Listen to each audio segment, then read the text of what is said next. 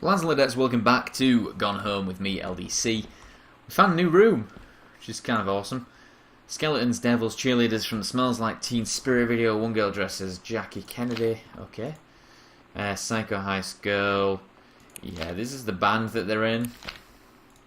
Not really too fussed. That's a lie to mum and dad's situation, but it was so worth it. Girls on stage are just so loud and real and awesome. Ah, this is bits of her journal.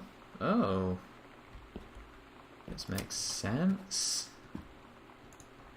Women Outlaws. She'll show you who runs things around this joint. She's tougher than a wild Mustang. No female is gonna tell me. And what is that? Cats in Allegra. There's the button. Wipers. I don't know what that means. And what does that say? Grrr. Justice now. Girl justice now, maybe. Kicking against the patriarchy. Heard enough. So they're really embracing their sexuality. I would have said Sonic Youth poster. That's cool. I appreciate time and effort you put into writing your letter. It showed initiative and was well written, but it does not change my mind on this matter. While I understand that Miss DeSoto is a friend of yours, the fact of the matter is that she defaced school property with profanity. The fact that she allegedly defaced her own locker in retaliation for another student doing the same to yours is immaterial. As to your complaint and that no other student has been punished for their part in this incident, the fact is that no guilty party has come forward and there have been no convincing evidence as to who might have defaced your locker. In other words, there is no one to punish. I would suggest letting this issue drop, as it will only bring more unwanted attention on yourself, which I believe is what you claim began this whole incident in the first place. So something was done here. I don't get Lonnie sometimes. Uh-oh. Like, her band, and our zine, and her hair, and everything are all anti-authority. But I watch her in JROTC, and she's doing drills in perfect formation, following orders, no question. And there's all this stuff in the news about don't ask, don't tell. Like, she's going to join the army and then have to lie about who she is. She said they don't need to know what they don't need to know. Like it was no big deal. This from the girl who trashed her locker to, like, defend my honor. I've learned when to stop arguing, though. I don't think Lonnie even gets Lonnie sometimes. Okay, so the trouble in paradise with the girls, by the looks of things. And we found a couple more secret passages. That takes us to Katie's room. And this other passage, we've come that way before, takes us to the area that was previously blocked off to us. Which we will probably see as soon as I can turn a lamp on. Yeah, so this is what I meant. This area. So we know where we are now, which is good. Oh god. Please work. That's kind of scary. Salon, shampoo set, manicure, $119. Holy shit. Is that what you girls do? Sorry, that sounded very sexist. I'm really not. I'm not a sexist kind of guy, don't worry. Due to executive management of the Flintlock, just for your previous position on site. So that's her getting the job, that's the mum getting the job, and what's this? Hey Lonnie, sorry my mum was such a bitch last night. She's hardly ever around since her forest is like an hour away, and then when she is home, she takes it out on you. Like, because you're not a member of the family, she knows you won't call her on it, and I'm sorry. Ha, it's okay, I know, she's just jealous of our cool and freewheeling lifestyles. I feel sorry for you. I'm lucky my mum lives in Florida. You have to have a mum every day. Sorry, I didn't mean to bring up the mum thing like that. I know I shouldn't complain. No, I'm being serious. My mum is a psycho Christian and her new husband, Don, is a complete tool. Living in Florida with him is her eternal punishment in my mind. So, you wouldn't rather live with your mum in Florida? And then she drew a picture of no, which is no, as you can see there. Quite descriptive. So, yeah. This is an interesting place that I've not seen before. What is that? Stub? Okay. Earth, Wind and Fire! Yes! That is one of my mum's favourites, is Earth, Wind and Fire, I've got to say. God, this place is absolutely huge. What have we got here? Read note. Sam, this skull was the coolest thing I found in Mexico, and it was like $3. I love it. Merry Christmas. Miss you, L. P.S. Treasure it always. Which I think is that skull that we saw in the original room. Nice to finally know where it came from. Okay, well we still haven't yet found what's happening with the ghost, but I'm sure that'll come back up. Forestry and education. Take care of our forest. But there's a note here. I don't have 2 tickets for Earth, Wind and Fire on Thursday, but my girlfriend says she doesn't want to go. Are you mental? So that leaves me with an extra ticket that I thought you might be interested in. More for that. More for than clearing brush in the freezing rain, right, Rich? Oh, is there an affair going on? That would be shit. Well, not for me, but for the people involved. You know what it's like. Disciplinary referral, distributing inappropriate materials on school grounds, phone call to students' parents, out of school suspension. Wow, she was suspended. She went really bad, and I presume this is the magazine that she came out. Probably a feminist magazine. Sam, since you refused to hear us out this afternoon, your mother and I are putting this in writing so that we are absolutely clear. You are grounded for the rest of the month from social and telephone privileges and from using your car for anything except going to and from school. We understand what you are going through, but we can't just allow you to continue with this kind of behaviour at school. And clearly, once your privileges are reinstated, we can't allow you to have your bedroom door closed while Lonnie is at the house. This is the last word on the matter. Get back on course so this won't happen again. So he's being reprimanded. I had an interesting talk with Mom and Dad tonight. One you were never gonna need to have. I mean, you've known, right? I've known. I've known since, like, She-Ra. Mom and Dad didn't, I guess.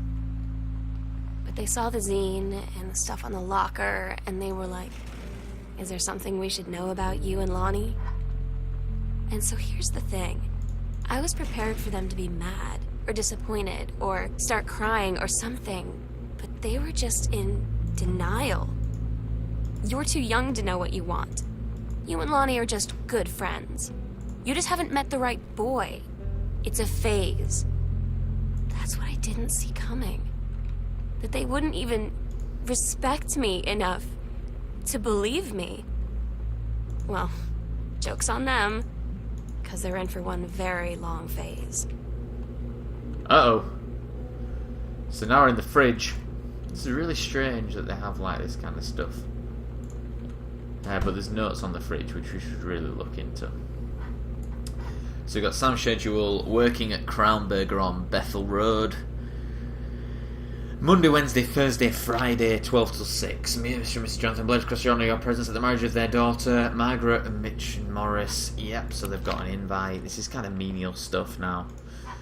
Samantha and I don't know what that name is, were in the woods one day. It was sunny and they were blah blah blah blah blah. I just can't read this stuff. This is the problem. Oh, that's cute.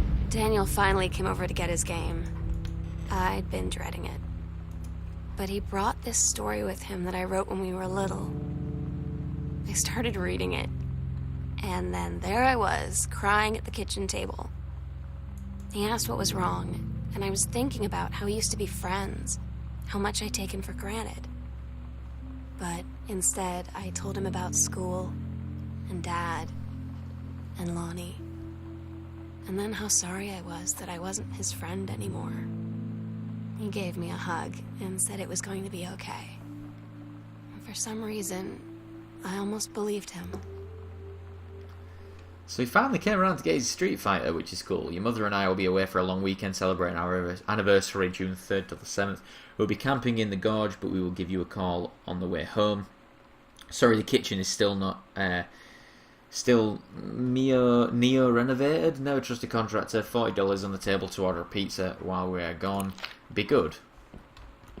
So, this is right. Hope this missive finds you well. Hope it feels like a goddamn miracle. It still finds you all. Reprint the work since your original publisher Mercury Books folded a decade ago and just supply a new forward for the books to appear in a brand new edition of the Accidental Seven. So he got his book republished, which is not the easiest thing to do. Trust me, really isn't that easy.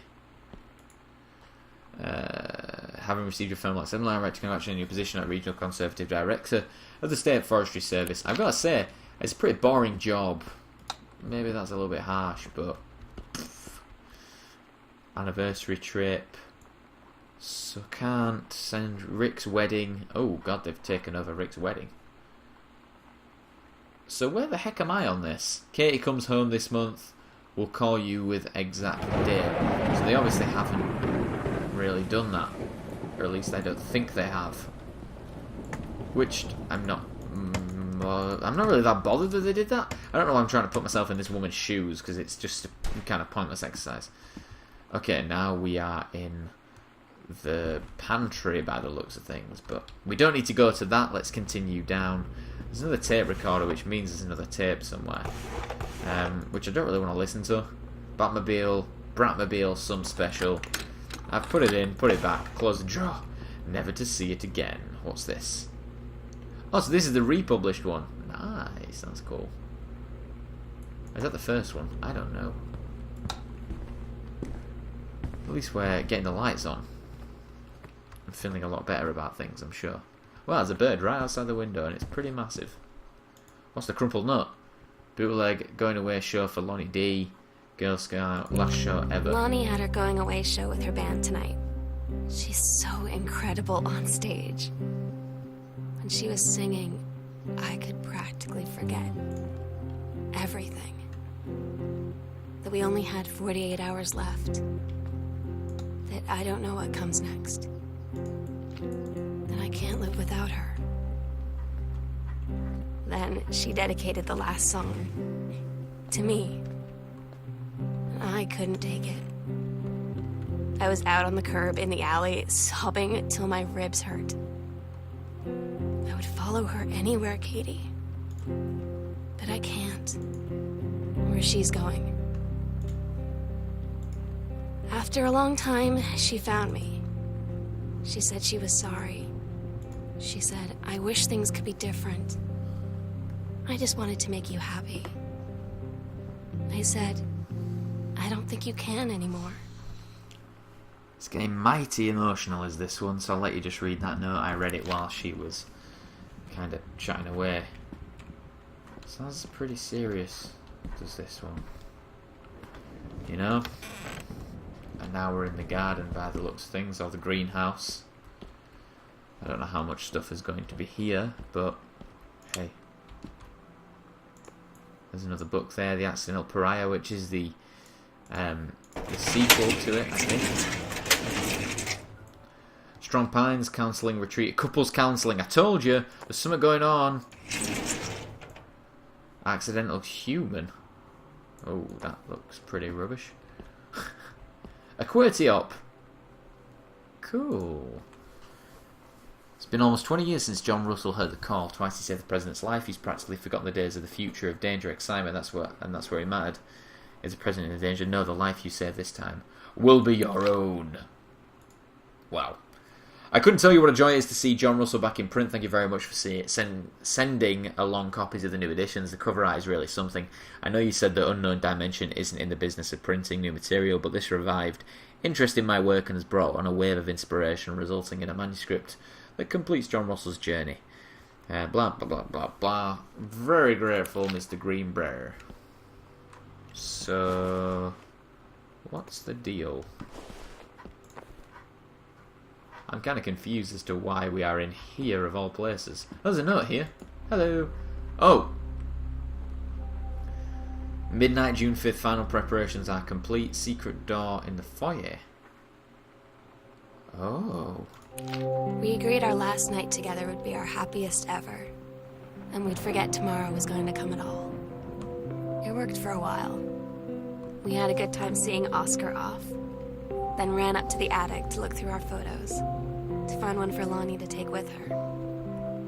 And looking at them, I realized they were all in the past. And there wouldn't be any more. And I didn't know what I was going to do. And I cried. And she held me.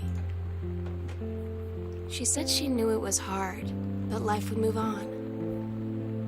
I said I didn't want my life to keep moving without her. that's when she cried too.